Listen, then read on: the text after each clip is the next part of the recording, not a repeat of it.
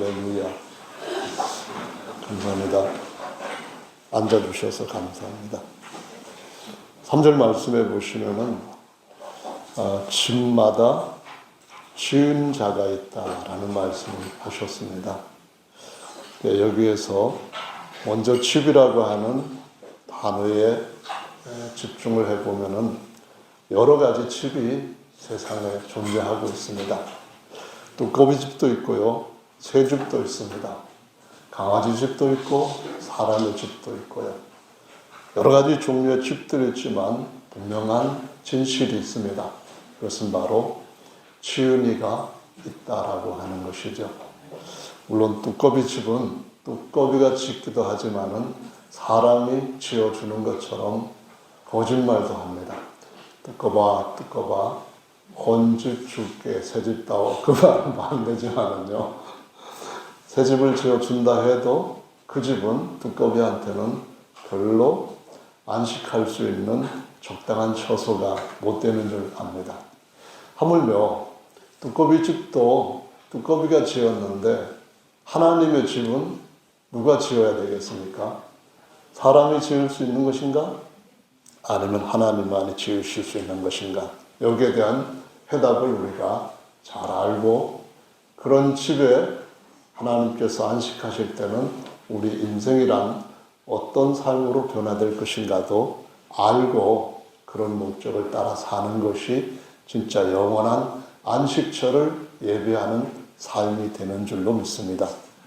여기에 또 한 가지 주목할 것은 집마다 지은 자가 있는데, 그럼 그 다음에 하나님의 집을 지으시는 분은 한 분이라고 하는 표현을 쓰거나 잘하는 한자를 쓸 때는 이것이 한 존재를 말하는지 아니면은 그 이상의 복수, 하나, 둘, 셋, 뭐 이런 식의 존재를 말하는지 구별이 됩니다. 그래서 만유를 지으신 분 또는 만물을 지으신 이는 이렇게 말할 때 이들은 이라고 하지 않고 이는 이라는 표현을 쓰고 있고요. 하나님이시라라고 말씀을 하고 있습니다. 하나님이 모든 것을 지으셨다라고 말씀을 하고 있죠.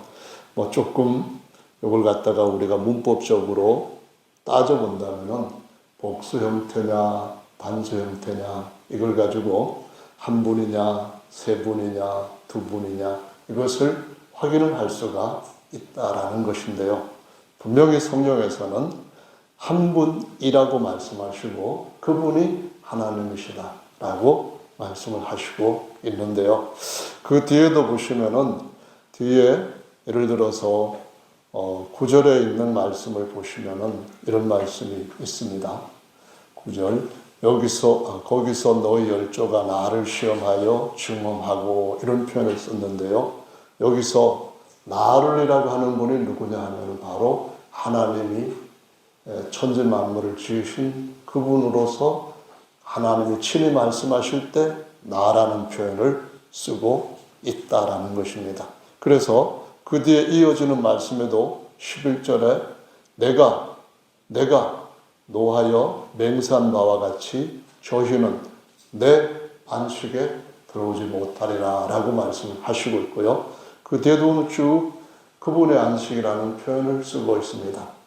하나님을 가리켜서 우리가 하나님 당신이라고 하는 표현을 쓸 때 주님이라는 말씀을 대부분 많이 씁니다.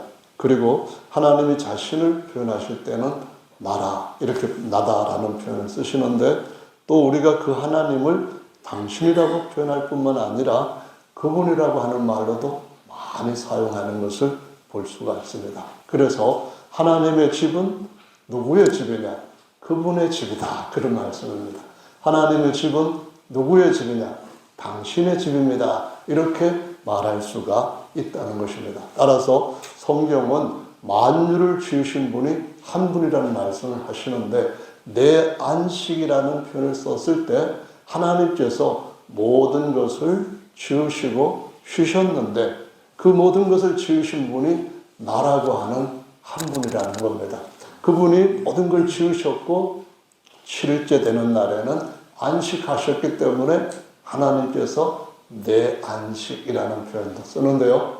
그런데 이 구약에서 기록되어 있는 말씀들을 보면은 구약의 것들을 마치 설계도처럼 또는 여러 가지 그림처럼 또는 여러 가지 모형처럼 나타내시면서 새 창조를 위해서 영원히 있을 땅, 영원히 있을 하늘, 영원히 있을 하나님의 사람, 영원히 있을 하나님의 집, 영원히 있을 하나님의 백성들이 살 수 있는 도성, 이런 것에 대해서 그림 또는 모형으로 가르쳐 주시기 위해서 기록하셨다라고 말씀을 하시고 있습니다.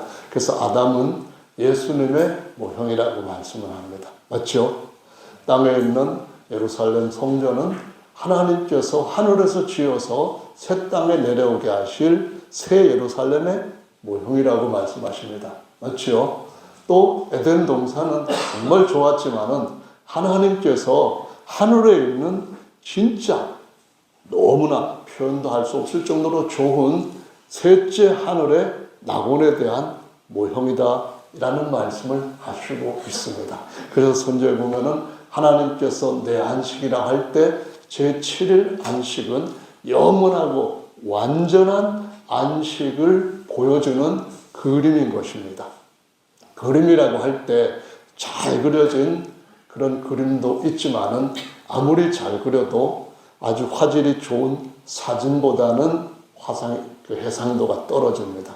그래서 요즘 같으면은 사진으로 또 3D 사진으로 딱 보여줄 때는 진짜로 실물같이 보이죠. 그러나 만져보면은 그림은 역시 그림입니다. 그래서 부족하기 때문에 히브리서 말씀에는 여러 부분과 여러 모양으로 말씀하셨던 그 하나님이 이 모든 날 마지막 때에 아들로서 말씀하셨고 아들은 하나님의 영광의 광채며 그분의 본 존재의 형상이라고 말씀을 하시고 있는 것입니다. 그래서 하나님은 한 분이시고 그 한 분을 믿는 것이 우리가 그분의 집에 가는 제대로 목적지를 알고 가는 삶인 줄로 믿습니다. 아멘. 잘못된 길로 가면은 어디로 들어가는지 여러분 혹시 알고 계시나요?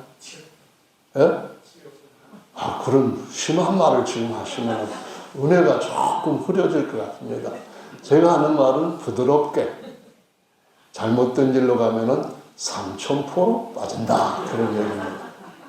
그런데 하나님의 진리의 말씀을 바른 길을 알고 가지 아니하고 목적지를 바로 알고 그 길로 통하는 길을 가지 아니하면은 영원한 구덩이에 빠져서 나올 수 없게 되는 줄로 압니다. 그래서 저와 여러분들이 참된 안식, 참된 자유를 얻기 위해서는 두 가지를 반드시 기록된 말씀에서 확인해야 됩니다. 첫째로는 뭘까요? 첫째로는 그분에 대해서 알려주는 정보가 가득 담겨 있는 그분의 정보를 기록한 성경 말씀입니다. 그래서 성경은 진리를 알지니 진리가 너희를 자유케 주리라 라고 말씀을 하시고 있습니다.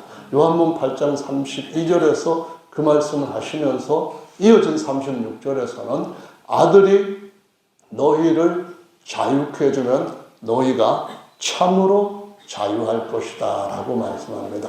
하나님은 아들한테 자기 집을 맡을 후사, 오늘 본문에 보시면 집 맡을 후사라는 표현을 썼거든요. 집을 맡는다 하는 말은 이거 내 거 그런 의미입니다. 이거 내가 맡았다 그러는 거예요. 예전 같으면은 어디 가다가 뭐 이제 자기가 좋은 건 먼저 발견하면 이거 내 거 그러면은 그거 먼저 발견하고 이거 내 거 그랬다고 하는 것 때문에 다른 사람들이 놓아칩니다. 내가 침 발랐어 그러면은 다른 사람들이 못 먹는 거예요.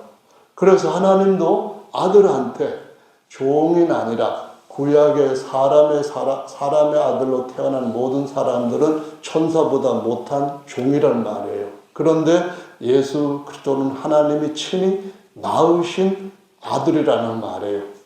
영이신 하나님께로부터 쑥 나왔다는 그런 말씀입니다. 아담과 그 모든 후손들은 흙에서부터 쑥 뽑아내가지고 흙의 아들이라고 말합니다. 그런데 그걸 갖다가 다른 말로 하면은 계속 육체를 통해서 태어나니까 육체적인 아들이다, 이런 표현을 씁니다. 그런데 예수 그리스도는 하나님이 친히 하나님 영이신 그 안에부터 쏙 나오게 한 하나님의 아들이요, 그 모형으로 아담을 지으셨고, 아담을 언젠가는 그 아들과 같은 모습으로 바꾸어 주실 때가 오는데, 그때가 바로 예수님의 재림 때요, 그때가 바로 우리의 낮은 형상을 맏아들 되신 예수님의 부활하시고 승천하시고 하나님의 우편에 앉으신 형상과 똑같은 형상으로 바꾸어 주시는 때라라고 말씀을 하시고 있는 것입니다. 그러기 위해서는 뭘 알아야 된다고요? 진리를 알아야 아들이 우리를 온전히 아버지께서 아들한테 자유를 주시는 것처럼 자유를 누릴 수 있다는 겁니다. 하나님이 어떤 자유를 누리시는가요? 시간이나 공간이나 어떤 피조물, 어떤 권세와 능력한테도 제한을 받지 않는 정말 자유로우신 자유신인 줄로 믿으시기 바랍니다. 자유인이라고 생각하시는 분이 있으면 단어가 그런 것이 없는데, 단어가 없는 것은 문제가 아닙니다. 하나님께 대한 지식이 없는 것이 문제인 줄로 우리는 믿고 있습니다. 할렐루야! 우리는 하나님의 자유와 같은 그런 자유를 어디서 얻을 수 있냐면 진리 안에서 얻을 수가 있다는 것이죠. 그러면 진리를 알고 이제 내가 알았으니까 완전한 자유를 얻었다? 거기 하나가 더 붙게 됩니다. 그것은 바로 고린도후서 3장에서 주의 영이 계신 곳에는 자유함이 있느니라 라고 말씀을 합니다. 진리를 알았으면 그 진리의 말씀을 따라 어떻게 하나님의 영으로, 주님의 영으로 다시 태어나는 아들의 신분을 얻을 수 있느냐, 여기에 대해서 성경 말씀을 집중해서 받아야 되는 줄로 믿으시기 바랍니다. 그렇게 되면은 우리가 조금과는 달라지는 거예요. 천사들도 만들어서 하나님이 존재하게 하신 영이고, 모든 구원 얻을 후사들을 섬기라고 보낸 종의 신분이라는 겁니다. 아담도 마찬가지로 천사보다도 더 열등한 종의 신분이라는 겁니다. 아담의 후손으로 태어난 저와 여러분들이 진리를 알고 성령으로 거듭날 때 하나님께서 우리에게 맡겨주신 완전한 자유를 누리게 되실 줄로 믿습니다. 이걸 가리켜서 내가 만유를 발 아래 두고 만유를 내가 다스리는 하나님의 후사가 되었다라고 성경에서 기록을 하고 있는 것입니다. 이 개념은 너무나도 크기 때문에 땅에서 아침에 밥 먹고 화장실 갔다가 와서 그 다음에 저녁 때 또 밥 먹고 잠자리 들지 않은 그 다음날은 피곤해가지고 뭔 일도 제대로 안 되고, 그런 존재들이 갖고 있는 생각으로는 충분히 이해할 수 없는 것이지만 하나님은 성령으로 우리를 제대로 계속 이끌어 가시는데, 이끌어 가시는 모든 하나님의 진리는 기록된 말씀에 벗어나지 않는 줄로 믿으시길 바랍니다. 금요일날 정용길 목사님이 참 은혜로운 강의를 하셨어요. 길게는 안 하시고 평소에는 찬송을 그렇게 좋아하시는 줄 몰랐는데 찬송을 많이 하셨어요. 왜 이렇게 찬송을 많이 했더니만 강의 시간에 맞춰서 하신 것 같아요. 제가 짐작한 것이고 잘 모릅니다. 속은 제가 안 들어가 봤으니까 모르는데, 그 요지는 이겁니다. 요즘 같은 보면은 그 인공지능으로 인해 가지고 질문하고 답하고 하는 그런 기능들이 성경에서 여러 가지 많은 것들이 나옵니다.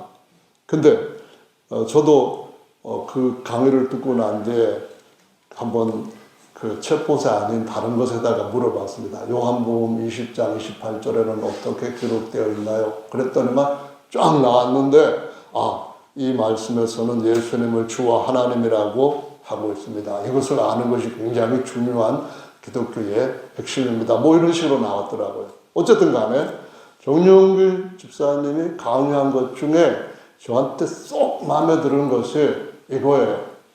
뭐냐면은 성경 말씀 알고 다시 성경 안에 있는 것으로만 얘기하고, 사람들이 만드는 교리나 아니면은 또 무슨 다른 전통의 학설이나 이런 것 말고 성경만 본문으로 해서 마치 이것이 성경이 아닌 다른 어떤 문학 소설이라든가 이런 거 있는 내용인 것처럼 생각을 하고 이 문장이 말해주는 확실한 답은 무엇이냐 해서 물었는데 요한복음 17장 3절과 5절 가지고 딱 대답을 한 것이 옛날에는 계속 돌려대고 안 되는 말을 아니 갖다가 붙여주고 하던 것이 결국 하나님 아버지만 하나님이시고 아들은 하나님의 아들로서 사람이지 하나님이 아닙니다. 하나님의 아들은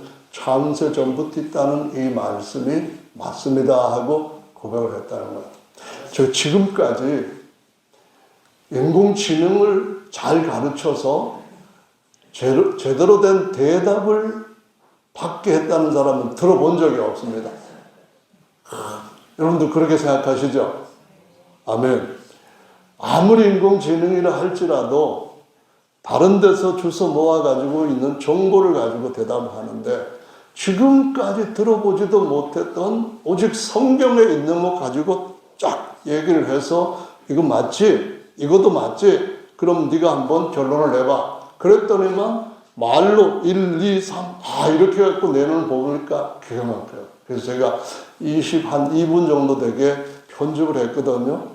나중에 더 잘 만드신다 그래가지고 여러분한테 전체 배포는 안 하지만은 원하시는 분이 있으면은 그 동영상 선교하는 데 필요하시다고 생각되시면은 가만히 저한테 연락해 주시기 바랍니다. 제가 원 저자와는 저작권 소배를 해볼 테니까 드리도록 최대한 노력을 하겠습니다. 어쨌든 간에 우리는 성경으로 돌아가는 것이 영원한 목적지에 이르는 바른 길인 줄로 믿습니다. 사람의 가르침이나 오랜 전통에서 사람들이 어떻게 원하는 걸 따라 자기들의 원대로 이루어갔던 결과물에 의존하지는 않고 오직 하나님께서 우리에게 주신 예수께서도 기록된 말씀에 의해서 거짓말 장의의 아비였던 마귀를 물리치셨던 것처럼 기록된 말씀을 성령의 인도하심을 따라 깨닫고 따라가는 그 길은 너무나도 귀하고 복된 길인 줄로 믿습니다. 성경의 창세기 2장의 4절은 이렇게 말씀합니다. 야훼 하나님이 천지를 창조하신 때에 천지에 창조된 대략이 이러하니라. 요약하면은 이러하다. 뭘 요약했냐면은 하나님이 하늘과 땅을 지으신 그 모든 내력에 대한 걸 요약을 했다는 겁니다. 그걸 요약을 했는데 대강 줄기만 잡아서 하면은 야훼께서 모든 것을 지으셨다. 그 말씀입니다. 그래서 이 야훼께서 창세기 말씀에 이어서 쭉 하시는 말씀은 모든 것을 다 내가 6일 동안 지었고 7일째는 쉬었으니까 제7일째 계속 쉰다고 하는 것은 나 외에 다른 창조자가 없다는 것을 고백하고 증언하는 하나님의 증인이라고 불렸던 선민들의 삶이었다라고 말씀을 하시고 있습니다. 성경에 보면 그런 말씀이 너무 많이 있어요. 세 분이 있다 이렇게 주장하는 사람들 많이 있지만은 그들이 그런 주장을 하는 것은 대개 보면은 한 10개 남짓 하는 구절을 성경에 이렇게 말하고 있다라는 식으로 제시를 합니다. 그런데 설명들은 다 허접한 논리를 가지고 설명들이 누가 봐도 다른 말씀하고 일치가 되지 않는 그런 설명으로 이어가고 있습니다. 그런데 성경의 말씀 보면은 이 만물을 지으신 분은 두 분이나 세 분이 아니라 한 분 스스로 계시는 분이라고 하는 증언을 하는 구절만 따져봐도 어마어마하게 많습니다. 그래서 제가 그런 말씀들을 몇 가지만 오늘 이 시간에 여러분한테 말씀을 드리는 것은 여러분이 알고 계시기 때문에 다시 한번 마음속에 그렇지, 나도 이 말씀을 지금까지 믿고 있으니까 감사하다. 정말 그분께 모든 영광을 돌리자. 이런 마음을 더 새롭게 하시라는 의도입니다. 열왕기하 19장 15절에 보면은 히스기야 왕이 하나님께 기도하여 가로되 그룹들 위에 계신 이스라엘의 하나님 야훼여 주는 천하 만국의 홀로 하나님이시라. 주께서 당신께서 그 말입니다. 혹시 하나님도 지으셨고 또 다른 주님도 지으셨다 그런 생각을 하지 않도록 하기 위해서 주께서라는 말은 원래 원문에는 하나님 당신께서 그 말입니다. 그래서 야훼께서 천지를 조성하셨나이다 라고 기록을 하고 있습니다. 그러면은 이 한마디 말씀으로 우리는 하나님의 말씀에 더욱더 굳게 뿌리를 내리고 이 말씀을 다른 사람들한테도 전하는 것이 당연한 것인 줄로 믿으시기를 바랍니다. 할렐루야. 다시 한번 느헤미야 9장 6절에도 보면은 오직 주는 야훼시라. 오직 당신은 야훼시라. 하늘과 하늘들의 하늘과 1월 성신과 땅과 땅 위의 만물과 바다와 그 가운데 모든 것을 지으시고 다 보존하시오니 모든 천군이 야훼 당신께 경배하나이다 라고 말씀합니다. 첫째 하늘, 둘째 하늘 모든 것에서 오직 야훼께서만이 찬양받으시기에 합당하신 분이라고 말씀하시고 있습니다. 아무것도 없을 때부터 계시던 그분, 홀로 계시던 그분이 어마어마하게 많은 것들을 만드셨으니까 우리가 그렇게 놀라운 창조주를 알게 되었고 단지 아는 관계가 아니라 그분이 우리를 얼마나 놀라운 계획 가운데서 창조하셨고 얼마나 놀라운 가운데서 우리 속사람을 살리시며 우리 속사람을 다시 태어나게 하셨으며 하나님께서 다시 태어나게 하셔서 거하게 한 이 육체를 예수는 믿고 살아가는 동안에 마다들과 같은 형상으로 새롭게 창조해 가시고 어느 날 그 창조의 작업을 완성하시면 영원토록 예수 그리스도와 같은 영광의 신령한 형상으로 살게 해주시는 어마어마한 그 창조하시는 새 창조의 일을 지금도 보면서 노래할 수 있다고 하는 것이 얼마나 귀한 것입니까? 욥기 38장의 말씀을 보면 하나님이 욥한테 얘기합니다. 너 의롭지? 그래 의롭긴 한데 사람들 중에 의로운 거 아니냐? 의롭긴 한데 내가 너에게 준 말씀 지켰기 때문에 죄를 덮어줬다고 해서 나한테 의인이라고 지금 네가 나한테 찬양한 거 아니냐? 주신 분도 하나님이시고 가져가시는 분도 하나님이시고 야훼 하나님만 찬양을 받을 분이라고 했는데 그런데 네가 나처럼 의롭냐? 이렇게 질문을 할 때 욥은 그 질문에 대한 답을 잘 할 줄을 몰랐습니다. 나중에 하나님께서 욥한테 나타나셔서 말씀합니다. 내가 천지를 창조할 때에 내가 어디 있었느냐? 내가 하늘을 펴고 땅을 지을 때에 너 어디에서 내가 하는 일을 뭘 봤는지 봤거든 나한테 대답을 해봐라. 그 말씀하십니다. 누가 말씀하신다고요? 한 분 하나님이십니다. 그때 누가 누구를 찬송했다고요? 하나님의 아들들이라고 불린 수많은 천사들의 그 창조하시는 야훼 하나님 그분만을 창조했다고 하나님이 친히 증거하고 있습니다. 할렐루야. 그런데 오늘날 우리는 어떠합니까?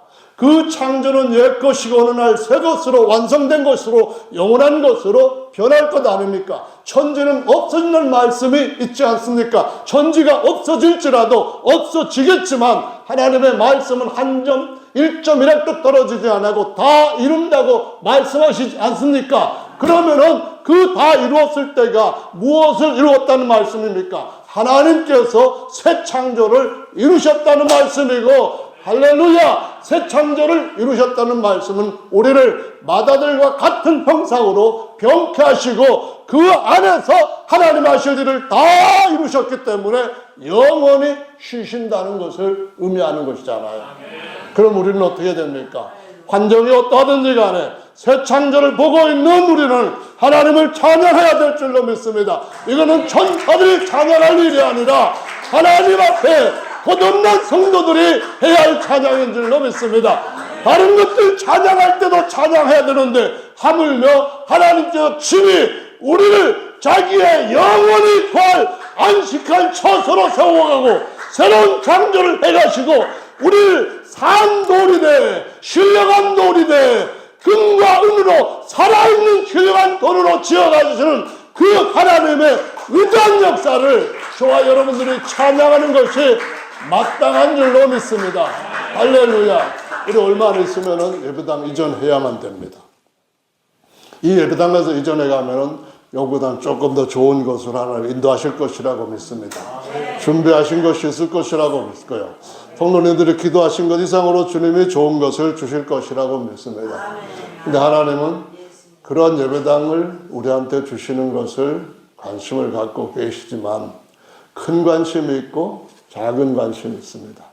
하나님의 큰 관심은 어디에 있는가 하면은 자기의 독생자를 부활을 통하여서 하나님이 영원히 거하실 성전의 머릿돌로 세우시고 할렐루야 그 하나님의 아들의 거룩한 영을 그 집에서 영원히 모든 것을 맡은 하나님의 호사로 세우신 일을 하실 뿐만 아니라 그분이 머릿돌이 되게 하시고 그분이 모퉁이 돌이 되게 하셔서 그분께서 거듭나게 한 우리 모두를 다 언젠가는 부활을 통하여서 영원히 하나님이 안식하실 수 있는 집을 세우시는 일을 더 큰 관심을 가지시고 일하시고 계시는 줄로 믿습니다.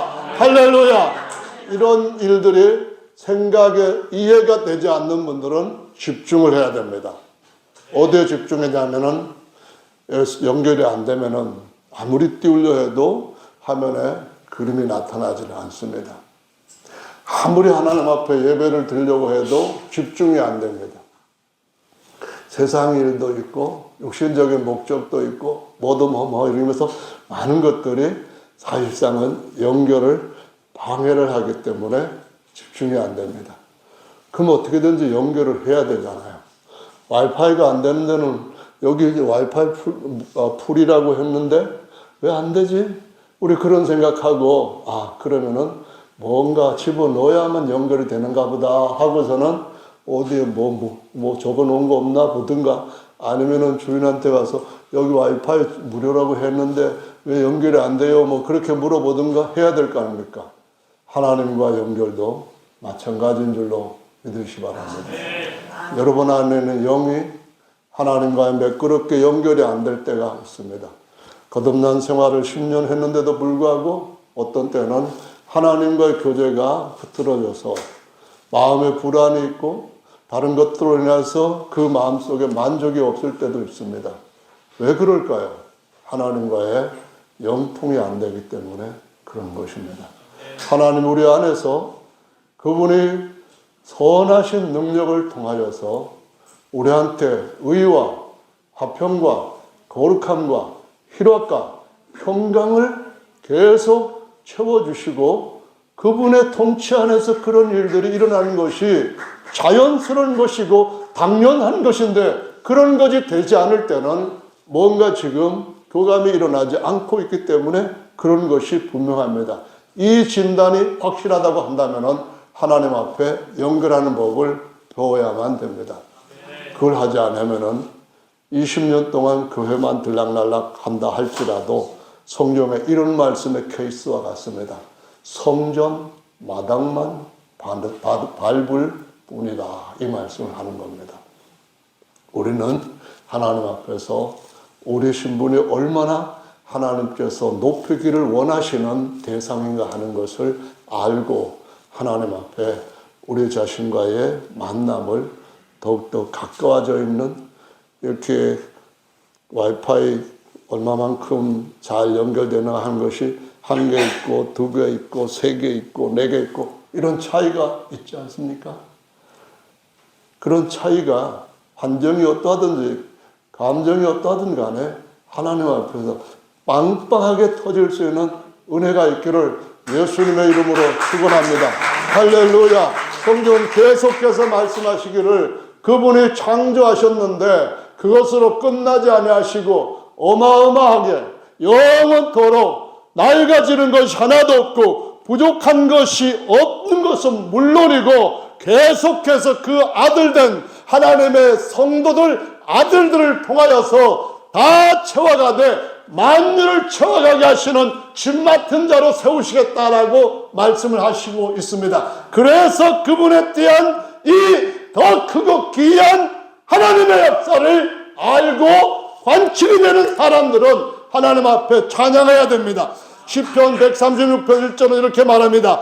야훼께 찬양하라. 그는 선하시며 그 인자심이 영원하미로다. 모든 신에 뛰어나신 하나님께 감사하라. 그 인자심이 영원하미로다. 모든 주에 뛰어나신 주께 감사하라. 그 인자심이 영원하미로다. 홀로 기사를 행하시는 하나님에게 감사하라. 그 인자심이 영원하미로다. 홀로 기사를 행하시되 새 창조의 기사를 행하시는 분은 누굽니까? 그분이 바로 사람이신 그리스도 안에 계시는 하나님 아버지신 줄로 믿으시 바랍니다. 이게 의문이 된다면 챗봇에게 정확하게 질문을 해보십시오. 정확하게 이 문장에 있는 내용을 다른 이론들이라든가 학설 끌어들이지 말고 그냥 그대로 네가 이 문장 지식 가지고 한번 내가 묻는 답에 제대로 정직하게 답해봐라. 그러면은 정직한 답이 나오는 줄로 믿으시기 바랍니다.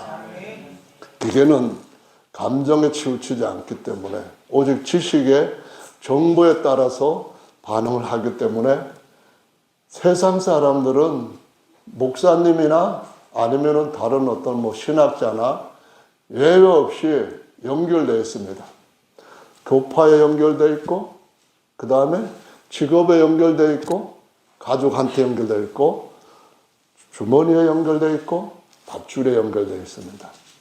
감정이 사방에서 이런 감정 저런 감정 작동할 수밖에 없습니다. 그러나 챗봇 같은 것들은, 인공지능 같은 것들은 하루 종일 연구하고 리포트를 써도 피곤함을 모릅니다. 로봇한테 일을 시켜놓으면 퇴근 시간이 없어요. 24시간 내내 계속 기계가 다 마모될 때까지 돌아갑니다. 왜 그럴까요? 그는 사람과 다르기 때문에 그런 것입니다.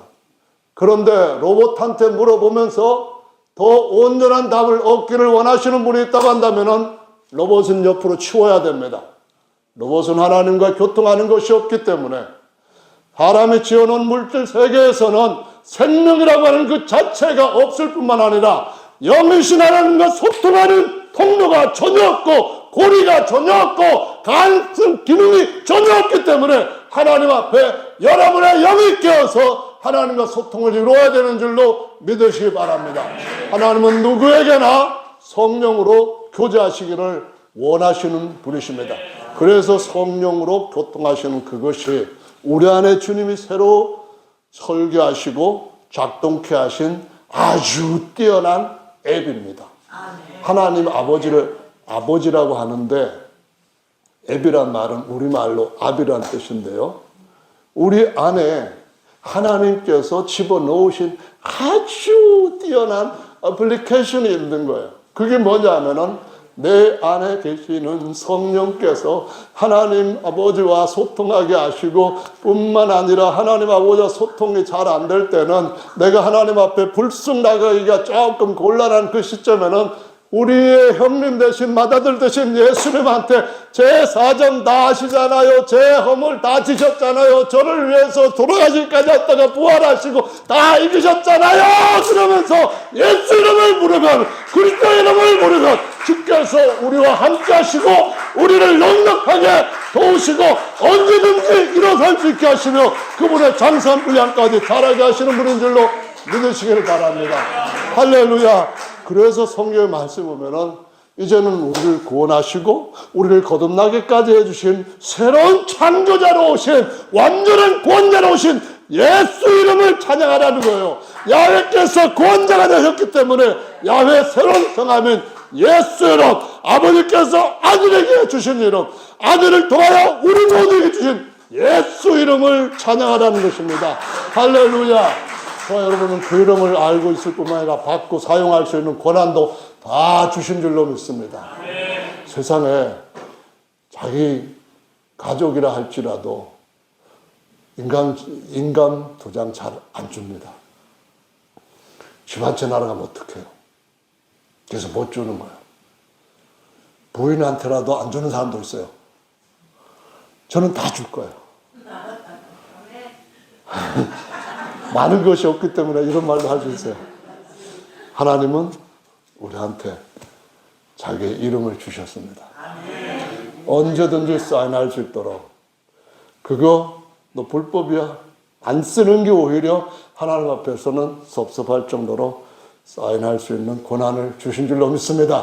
하나님의 집 맡은 아들로서 우리에게 대우하시는 것이 그 이름만을 주신 것이 아니라 실제로 자기의 영과 그리스도의 영으로 우리한테 충만하게 영원토록 임재하시겠다고 하신 약속이 여전하고, 그것이 여전한 것이 우리한테 복인 것은 우리가 약하고 부족할 때에 바로 성령께서 우리의 보증이 되어 주시기 때문입니다.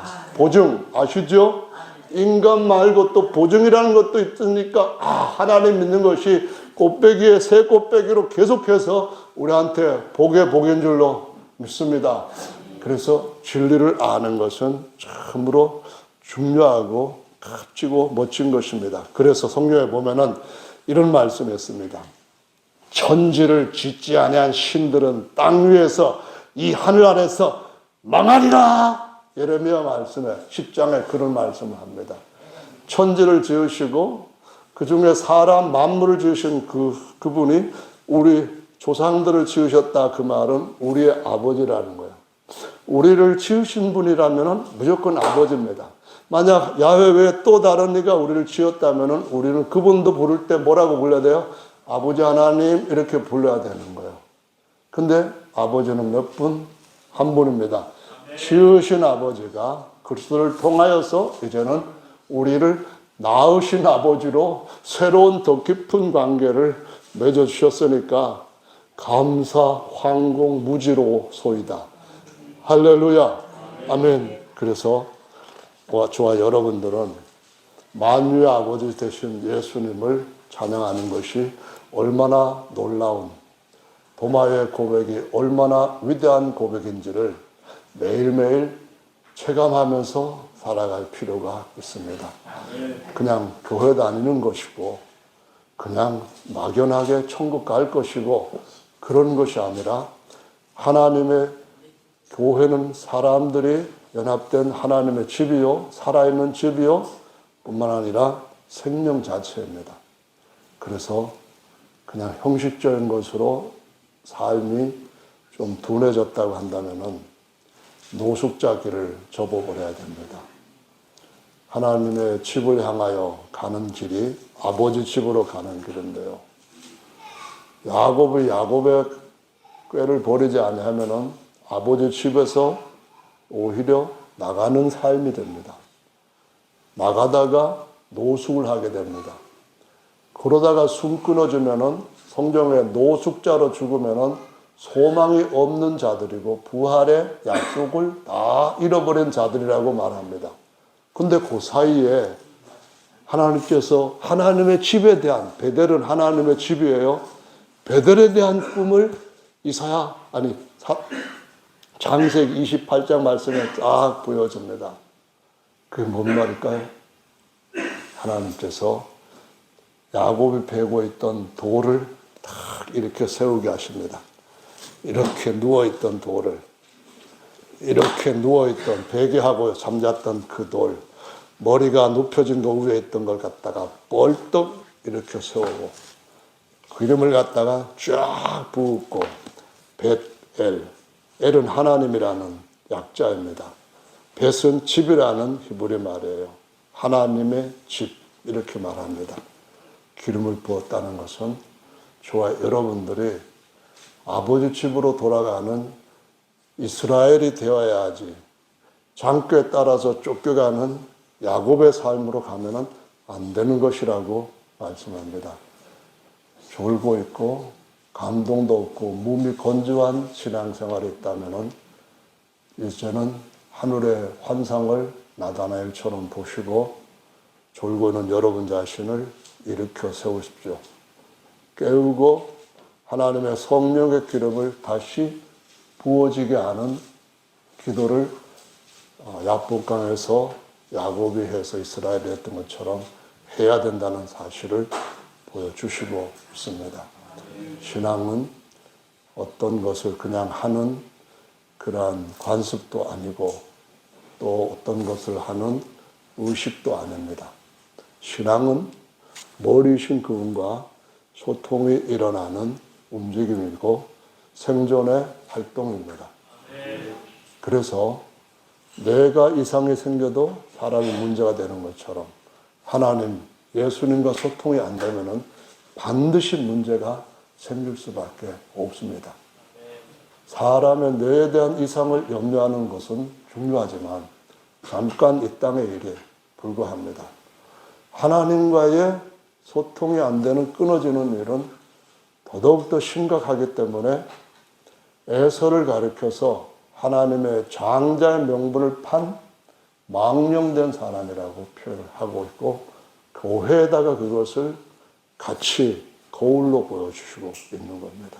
그래서 저와 여러분들은 깨어서 세워진 돌에 기름 부음, 하나님의 교회는 하나님의 기둥이고 그 위에 성령 기름 부어주는 베드로 양쪽에 있는 하나는 하나님께서 세우신다, 하나는 그에게 능력이 있다 하는 보아스와 야긴과 같은 집이라는 사실을 아시고 그 기름 부으심을 구하시기를 예수님의 이름으로 축원합니다. 말씀을 마무리하겠습니다. 히말라야 산은 워낙 높다 보니까 개설산이라고도 부른다고 해요. 개설산에 보면은 조그마한 새 한 마리 아니라 새가 하나 있는데 이게 이름이 히말라야 사람들은 야명조라고 부른다고 해요. 밤에 울명자를 써서 밤에 울부짖는 새라는 거예요.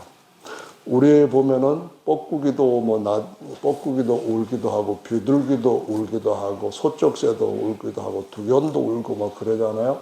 한국 사람들은 소쩍새가 울면은 소쩍새가 뭐라고 왜 우는지 말을 붙여가지고 얘기들을 전해왔습니다. 소쩍새가 왜 우죠?